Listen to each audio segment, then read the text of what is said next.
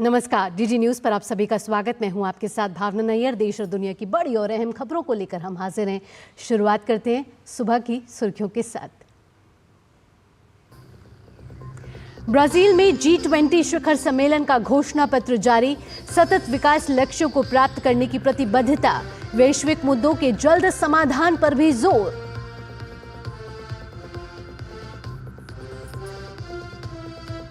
G20 summit में प्रधानमंत्री नरेंद्र मोदी ने ग्लोबल साउथ की उठाई आवाज। कहा, भारत खाद्य सुरक्षा को बढ़ावा देने और गरीबी उन्मूलन के लिए प्रतिबद्ध।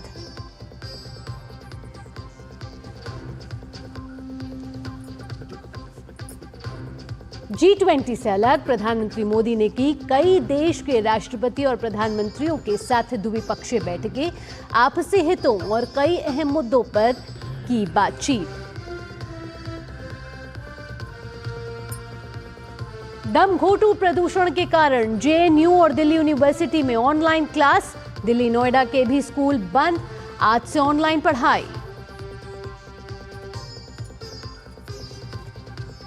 लॉटरी से जुड़े मनी लॉन्ड्रिंग मामले में ईडी के देश भर में 22 ठिकानों पर छापे थे। 6.42 करोड़ रुपए और 12.41 करोड़ रुपए की FDR बरामद।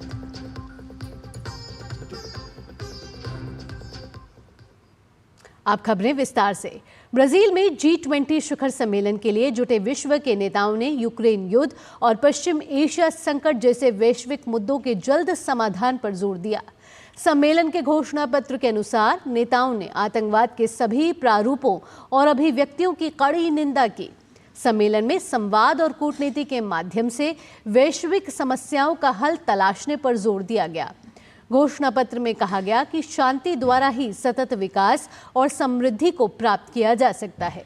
यूक्रेन युद्ध को लेकर चिंता जताते हुए व्यापक, न्यायपूर्ण और टिकाऊ शांति की दिशा में किए जा रहे प्रयासों का समर्थन किया गया।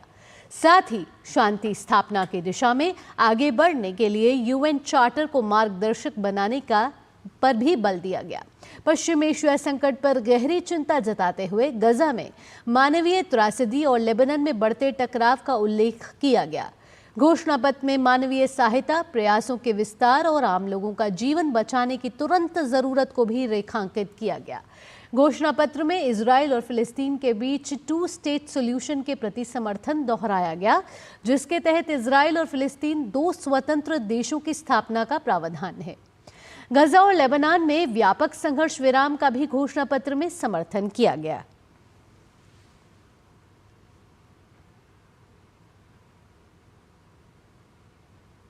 ब्राजील में रियो डी जेनेरो में G20 शिखर सम्मेलन चल रहा है। सम्मेलन में महत्वपूर्ण विषयों पर मंथन भी हो रहा है और इस दौरान वो पल भी आया जब प्रधानमंत्री नरेंद्र मोदी ने सामाजिक समावेशन और भूख और गरीबी के खिलाफ लड़ाई पर आयोजित सत्र में अपना संबोधन दिया। ये रिपोर्ट देखिए। प्रधानमंत्री मोदी ने भूख और गरीबी के खिलाफ वैश्विक गठबंधन के लिए ब्राजील की पहल का समर्थन किया। कहा कि हमने समावेशी विकास, महिलाओं के नेतृत्व में विकास और युवा शक्ति पर ध्यान केंद्रित किया है। साथ ही ग्लोबल साउथ की आशाओं आकांक्षाओं को पंख दिया है। पीएम मोदी ने कहा कि ये स्पष्ट है कि एक पृथ्वी, एक परिवार, एक भविष्य इस शिखर सम्मेलन में उतना ही प्रासंगिक है जितना पिछले वर्ष था। पीएम मोदी ने भारत के अनुभवों और सफलता की कहानियों को साझा किया। कहा कि पिछले 10 वर्षों में भारत से 25 करोड़ लोगों को गरीबी से बाहर निकाला गया है और 80 करोड़ से ज्यादा लोगों को मुफ्त में अनाज दिया जा रहा है। पीएम ने कहा कि दुनिया की सबसे बड़ी स्वास्थ्य बीमा योजना का 55 करोड़ लोग लाभ उठा रहे हैं। अब 70 साल से अधिक उम्र के 6 करोड़ वरिष्ठ नागरिक भी मुफ्त स्वास्थ्य बीमा का लाभ उठा सकेंगे। पीएम ने कहा कि महिला नेतृत्व वाले विकास और सामाजिक समावेशन पर ध्यान केंद्रित रखते हुए 30 करोड़ से अधिक महिला सूक्ष्म उद्यमियों को बैंकों से जोड़ा गया है और ऋण तक पहुंच प्रदान की गई है। पीएम ने फसल बीमा योजना का जिक्र किया। बताया कि 4 करोड़ से अधिक किसानों को 2000 करोड़ अमेरिकी डॉलर का लाभ मिला है। किसान योजना के तहत 11 करोड़ किसानों को 40 अरब डॉलर से ज्यादा की मदद दी गई है। किसानों को 300 बिलियन अमेरिकन डॉलर का संस्थागत ऋण दिया जा रहा है। भारत न केवल खाद्य सुरक्षा सुनिश्चित कर रहा है, बल्कि पोषण पर भी ध्यान केंद्रित कर रहा है।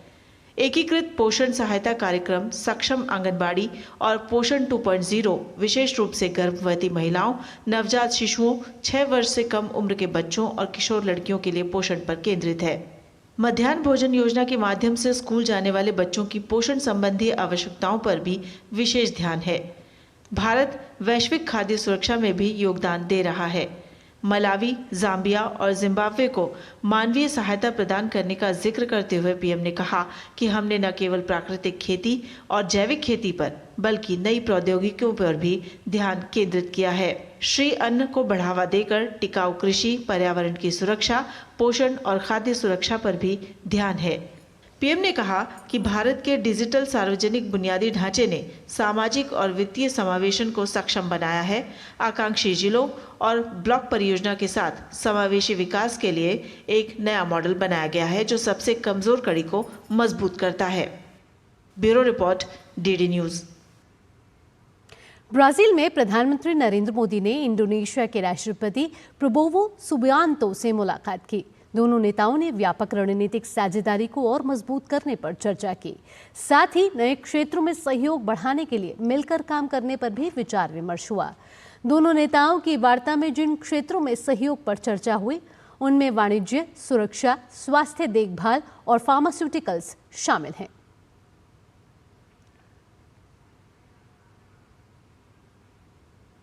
प्रधानमंत्री नरेंद्र मोदी ने ब्राजील में पुर्तगाल के अपने समकक्ष लुइस मोंटेनेग्रो से भी मुलाकात की। वार्ता के दौरान द्विपक्षीय आर्थिक सहयोग को मजबूत करने पर चर्चा हुई। दोनों नेताओं ने मजबूत रक्षा संबंध और लोगों से लोगों के संबंध मजबूत बनाने जैसे मुद्दों पर भी विचारों का आदान प्रदान किया। प्रधानमंत्री मोदी ने कहा कि नवीकरणीय ऊर्जा और हरित हाइड्रोजन जैसे क्षेत्र दोनों देशों के बीच अधिक सहयोग के अवसर उपलब्ध कराते हैं। प्रधानमंत्री नरेंद्र मोदी ने इटली की अपनी समकक्ष जॉर्जिया मेलोनी से भी मुलाकात की। दोनों नेताओं की वार्ता में रक्षा, सुरक्षा, व्यापार और प्रौद्योगिकी में संबंध को मजबूत बनाने पर विचार विमर्श हुआ। पीएम मोदी और उनकी इटली की समकक्ष ने संस्कृति, शिक्षा और अन्य क्षेत्रों में सहयोग को बढ़ावा देने पर भी बातचीत की। दोनों नेताओं ने भारत इटली संयुक्त रणनीतिक कार्य योजना 2025 से 2029 का स्वागत किया। प्रधानमंत्री नरेंद्र मोदी ने नॉर्वे के प्रधानमंत्री जोनास स्टोर्स से भी मुलाकात की है। वार्ता के दौरान दोनों देशों के बीच निवेश संबंध मजबूत करके नवीकरणीय ऊर्जा, हरित हाइड्रोजन और ब्लू इकोनॉमी के विस्तार की संभावनाओं पर चर्चा हुई।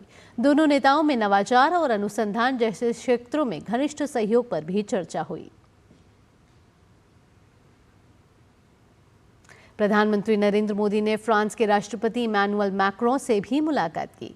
पीएम ने फ्रांस के राष्ट्रपति को इस साल की शुरुआत में पेरिस ओलंपिक और पैरालंपिक की सफल मेजबानी के लिए बधाई दी। दोनों नेताओं ने अंतरिक्ष, ऊर्जा और एआई जैसे क्षेत्रों में द्विपक्षीय सहयोग पर चर्चा की।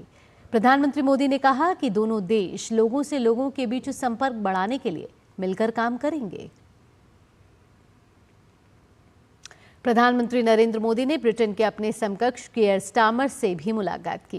प्रधानमंत्री मोदी ने ब्रिटेन के साथ व्यापक रणनीतिक साझेदारी को भारत की बड़ी प्राथमिकता बताया।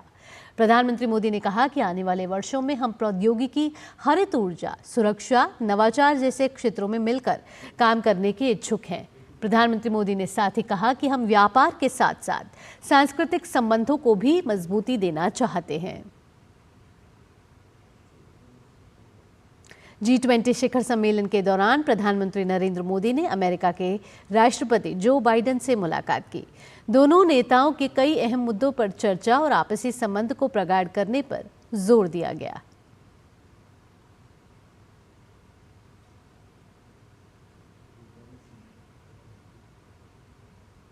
प्रधानमंत्री नरेंद्र मोदी ने संयुक्त राष्ट्र महासचिव एंटोनियो गुटेरेस से भी मुलाकात की। तो प्रधानमंत्री नरेंद्र मोदी ने यूएन के महासचिव एंटोनियो गुटेरेस से मुलाकात की और कई व्यापक मुद्दों पर एंटोनियो गुटेरेस के साथ चर्चा की गई। तो प्रधानमंत्री नरेंद्र मोदी के ब्राजील दौरे के दौरान कई द्विपक्षीय चर्चा हुई और जिसमें प्रधानमंत्री नरेंद्र मोदी संयुक्त राष्ट्र के महासचिव एंटोनियो गुटेरेस से भी मिले। आगे बढ़ते हैं। प्रधानमंत्री नरेंद्र मोदी ने G20 शिखर सम्मेलन के दौरान सिंगापुर के प्रधानमंत्री लॉरेंस वोंग से मुलाकात की। तो एक और कड़ी में प्रधानमंत्री ने सिंगापुर के प्रधानमंत्री लॉरेंस वोंग से मुलाकात की और कई अहम मुद्दों पर चर्चा की गई दोनों नेताओं के बीच। और हम सबको मालूम है कि भारत और सिंगापुर के बीच रिश्ते लगातार प्रगाढ़ होते जा रहे हैं। इस बार ब्राजील किस तरह भारत के एजेंडे को आगे बढ़ाने का काम कर रहा है, ये भी आइए आपको बताते हैं इस रिपोर्ट के जरिए।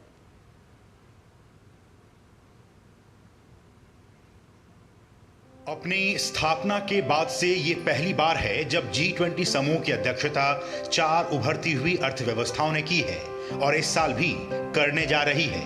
यानी 2022 में इंडोनेशिया, 2023 में भारत, इस साल ब्राजील और 2025 में दक्षिण अफ्रीका। अब बात आती है कि आखिर कैसे ब्राजील भारत द्वारा निर्धारित किए गए एजेंडे को आगे बढ़ाने का काम कर रहा है। तो आइए आपको सिलसिलेवार बताते हैं। सबसे पहला एजेंडा खाद्य सुरक्षा एवं भूखमरी उन्मूलन। भारत और ब्राजील दोनों ने G20 में अपनी एजेंडा सेटिंग भूमिका के जरिए उभरते बाजारों और विकासशील अर्थव्यवस्थाओं की जरूरतों को उजागर करने की कोशिश की है। G20 अध्यक्षता के तहत भारत ने वैश्विक नेताओं को कृषि अनुसंधान, उर्वरकों तक पहुंच, क्षमता निर्माण और बाजार पारदर्शिता पर सहयोग करने के लिए राजी किया ताकि कमजोर आबादी के बीच खाद्य सुरक्षा को बढ़ावा दिया जा सके। दूसरा एजेंडा जलवायु एवं जलवायु वित्त।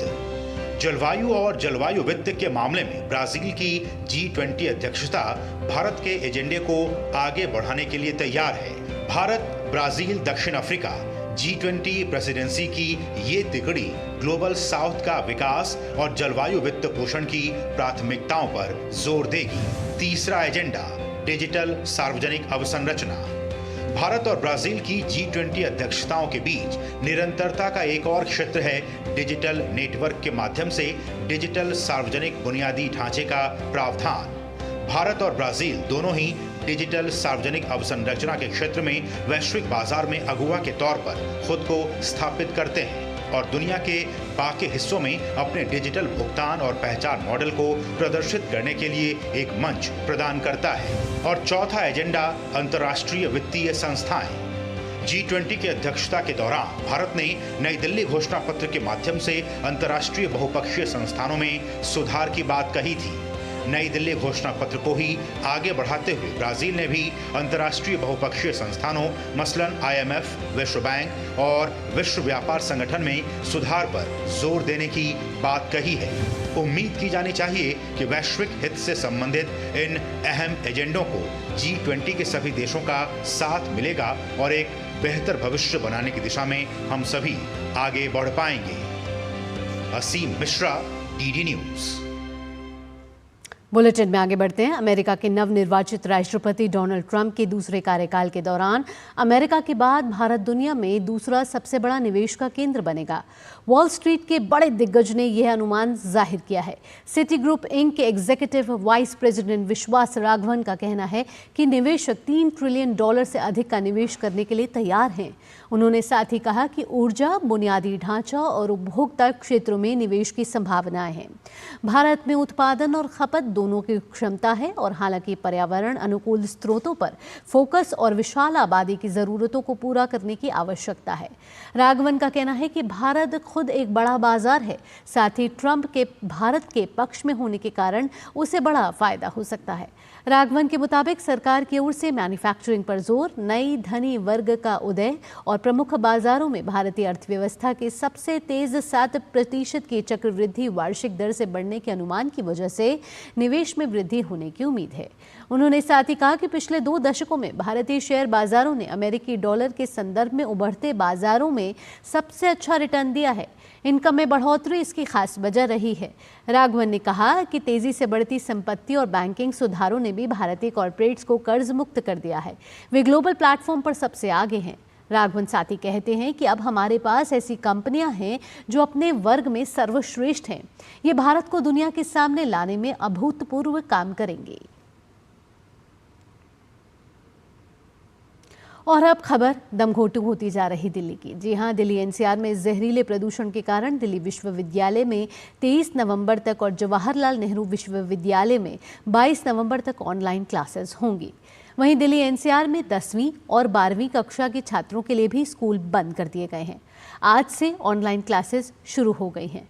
नोएडा और गाजियाबाद में 12वीं क्लास तक के सभी क्लास आज से 23 तारीख तक ऑनलाइन हो गए हैं। फिर 23 नवंबर के बाद हालात को देखकर आगे का फैसला लिया जाएगा। लगातार बढ़ते प्रदूषण को नियंत्रित करने के लिए ग्रैब का चौथा चरण लागू है। सुप्रीम कोर्ट ने भी बिना इजाजत ग्रैब 4 को नहीं हटाने का सख्त निर्देश दिया है। दिल्ली सरकार ने वायु प्रदूषण की स्थिति को मेडिकल इमरजेंसी करार दिया है और संस्थानों से पब्लिक हेल्थ के मद्देनजर निवारक उपाय करने का आग्रह किया है। वहीं दिल्ली के उपराज्यपाल ने भी कार्यालयों को अलग अलग समय पर खोलने के आदेश दिए हैं।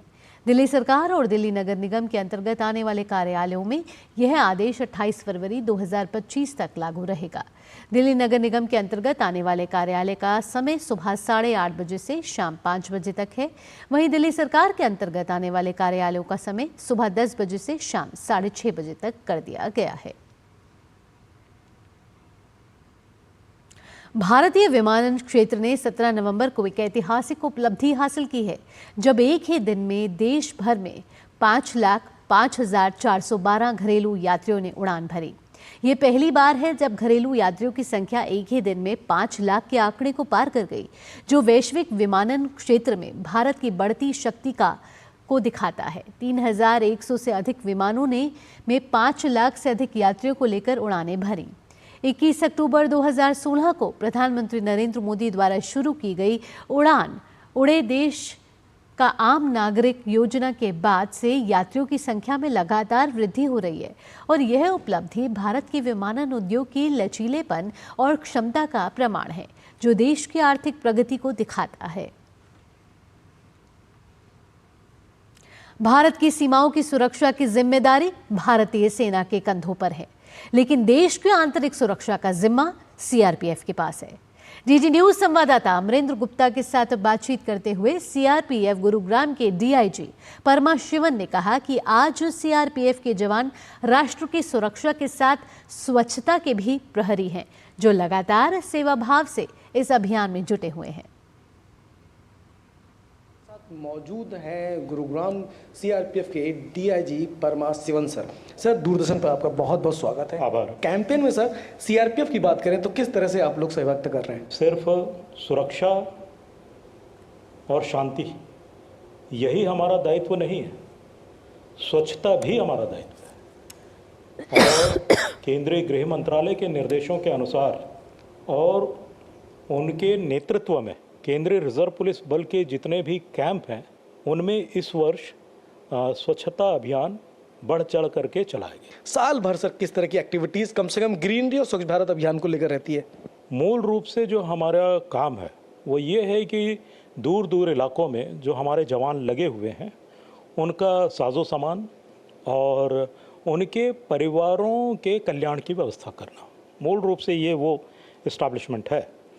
लेकिन यहाँ पर रहते हुए हमें इस कैंप को उस स्तर पे रखना पड़ता है, और सिर्फ सुरक्षा नहीं बल्कि स्वच्छता, यहाँ की हरियाली, यहाँ की आबो हवा।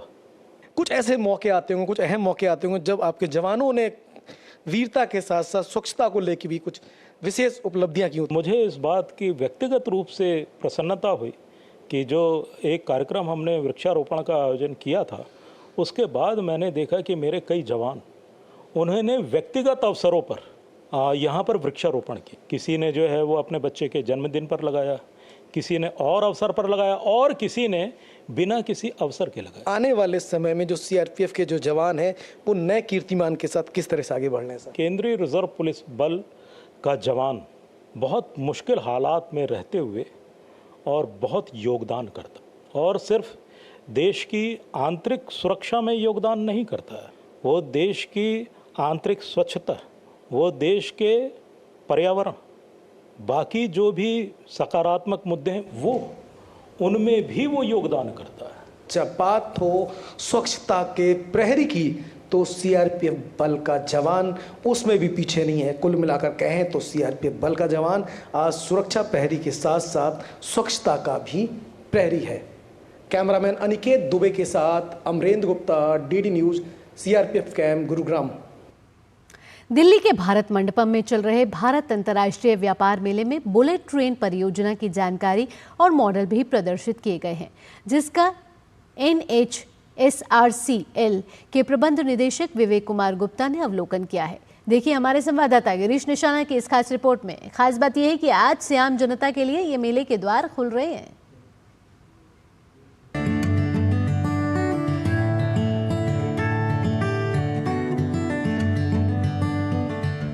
भारत की पहली बुलेट ट्रेन परियोजना को क्रियान्वित करने वाला संगठन यानी national high speed rail corporation limited के प्रबंध निदेशक विवेक कुमार गुप्ता ने भारत अंतर्राष्ट्रीय व्यापार मेले का अवलोकन किया।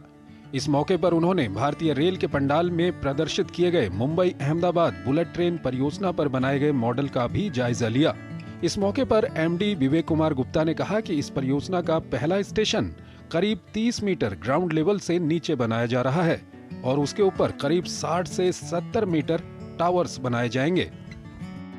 मुंबई से अहमदाबाद बुलेट ट्रेन परियोजना जो मुंबई के BKC स्टेशन से शुरू होकर अहमदाबाद तक पहुंचेगी, उस परियोजना का पहला स्टेशन BKC स्टेशन मुंबई में लोकेटेड है। यह पूरी परियोजना का एकमात्र अंडरग्राउंड स्टेशन है। उस स्टेशन का मॉडल यहाँ पर प्रदर्शित किया गया है। यह स्टेशन करीब 30 मीटर ग्राउंड लेवल से नीचे बनाया जा रहा है और इसके ऊपर प्लानिंग के हिसाब से करीब 60 से 70 मीटर ऊपर टावर्स बनाए जाएंगे, जिसमें कॉमर्शियल एक्सप्लॉयटेशन होगा। इस स्टेशन की कनेक्टिविटी के लिए एग्जिस्टिंग मल्टी मॉडल इंटीग्रेशन के कॉन्सेप्ट को यूज़ किया गया है। मेले में इस बार करीब 3,500 प्रदर्शक अपने उत्पादों को प्रदर्शित कर रहे हैं। इनमें काफी संख्या में विदेशों के उत्पाद भी देखे जा सकते हैं। ऐसे ही एक प्रदर्शक दुबई के उत्पाद लाए हैं। मेले में बन रहे अच्छे व्यापारिक संबंधों से ये काफी उत्साहित नजर आए कि जो हम प्रोडक्ट्स लेके आए हैं और जो हम अलग अलग टाइप के फ्रेग्रेंसेस लेके आए हैं, अलग अलग टाइप की खुशबू लेके आए हैं दूर की कंट्री से, वो हम चाहते हैं कि हमारे जो कस्टमर सेगमेंट है, जो इंडिया का जो अच्छा एक कस्टमर है, वो उसको एक्सेप्ट करे। ये सर हमारा ब्रांड है सर दुबई से। हम यहाँ पे जो लगाते हैं खाली प्रमोशंस के लिए होता है कि लोगों को फैलाव हो कि हमारा ऐसा एक ब्रांड है, ऐसा एक प्रोडक्ट है और लोग उसको बाय करें। तो अगर हम यहाँ पे आते हैं तो आपको जो मार्केट में कोई डिस्काउंट नहीं मिलता, कोई जो लोगों को खर्चे बचाने वाली बात होती है, वो जो कहीं नहीं मिलता, वो हम यहाँ पे उनको ऑफर करते हैं, उनको देते हैं, उनको बताते हैं। हम सीधा बिजनेस टू बिजनेस करते हैं, लेकिन हम सर 11 साल से बस यहाँ पे इसलिए लगाते हैं कि हम कस्टमर को एक बारी उसकी शक्ल देख सके, उसका एक बारी भाव देख सके, जो हम प्रोडक्ट बेच रहे हैं वो सही है कि नहीं है। 43वें भारत अंतर्राष्ट्रीय व्यापार मेले के द्वार आम जनता के लिए मंगलवार से खुल रहे हैं। व्यापार मेले के टिकट DMRC के ऐप और ITPO के ऐप से ऑनलाइन बुक किए जा सकते हैं। सामान्य दिनों में वयस्कों के लिए टिकट की दर 80 रुपये और बच्चों के लिए 40 रुपये रखी गई है, जबकि वीकेंड और अवकाश के दिनों में ये दर 150 और 80 रुपये रहेगी। गिरीश निशाना, DD न्यूज़, दिल्ली। हिमाचल प्रदेश के हमीरपुर जिले में 70 वर्षीय बुजुर्ग मनसा राम के लिए आयुष्मान भारत प्रधानमंत्री जन आरोग्य योजना वरदान साबित हुई है। मनसा राम के इलाज के दौरान करीब 1,20,000 रुपए का खर्च हुआ, जिसका भुगतान बुजुर्ग ने आभा कार्ड के माध्यम से किया। उपचार के बाद अब घर पर आए हुए मनसा राम ने प्रधानमंत्री का धन्यवाद किया है। उन्होंने कहा कि आयुष्मान कार्ड की वजह से बीमारी का मुफ्त इलाज हो पाया। मेरे ससुर जी को ना सुबह को 4 बजे थे, उनको पसीना और हाथ पैर ठंडे हो गए थे। 1 नवंबर को चंडीगढ़ लेके PGI, तो वहाँ पर टेस्ट वगैरह करवाए, तो वहाँ पर आया कि ब्लॉक के जन के सिर में, वहाँ पर इनका ट्रीटमेंट हुआ। इनका खर्चा आया 1,10,000 खर्चा आया। जितने पैसे हमारे पास थे, इसलिए हमने प्रधानमंत्री योजना की तरफ से हमारी बहुत मदद हुई। बहुत अच्छी योजना चलाई हुई है प्रधानमंत्री ने, इससे हमें बहुत मदद मिली। इसलिए मेरे पति की ना अचानक ही तबीयत खराब हो गई, हम इलाज नहीं कर पाए, हम इतना पैसा नहीं इकट्ठा कर सकते थे उतना इलाज करने। भगवान की दया से ना आयुष्मान कार्ड बन गया और इससे हमारे बहुत सहायता मिली और इनकी तबीयत बिल्कुल ठीक हो गई। आयुष्मान कार्ड के लिए हम सरकार की बहुत धन्यवादी हैं। और इसी के साथ इस बुलेटिन में इतना ही। अगला कार्यक्रम आप देखेंगे नया सवेरा, मेरी सहयोगी कृतिका भारद्वाज के साथ। फिलहाल के लिए मुझे दीजिए अनुमति। नमस्कार।